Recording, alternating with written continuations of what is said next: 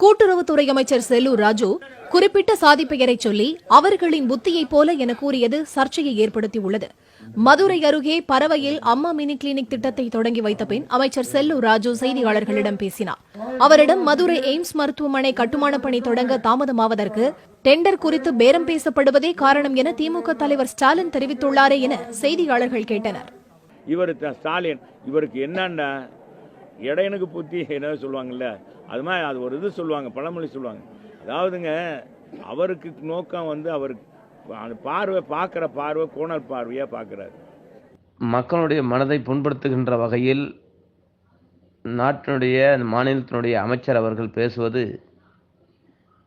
மிக வன்மையாக கண்டிக்கக்கூடிய செயல். எந்த சமுதாய மக்களையும் புண்படுத்துகின்ற வகையில் அந்த சமுதாயத்தினுடைய பெயர்களை, சமுதாயத்தினுடைய கேலி கிண்டல்களை உதாரணம் காட்டி பேசுவது என்பது ஆன்றோருக்கு பொருந்துமான செயலாக கருத முடியாது.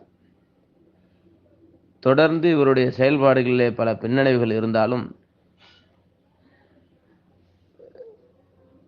சமூகங்களை உதாரணம் காட்டி யதார்த்தவாதி போல பேசுவது ஒரு அமைச்சருக்கு அழகல்ல.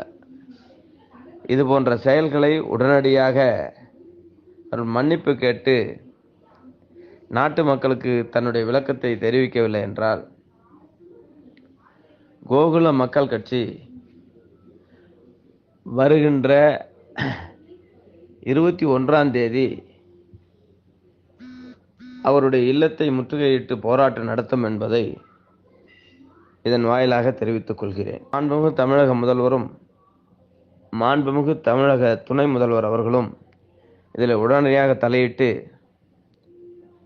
அவரை தகுந்த வருத்தத்துடன் கூடிய மன்னிப்பை கேட்க வேண்டும் என்று வலியுறுத்தி இது போன்ற செயல்களில் இருந்து எந்த அமைச்சர்களும் எந்த அரசியல் தலைவர்களும் இதுபோன்று பேசக்கூடாது என்று தாங்கள் உத்தரவிட வேண்டும் என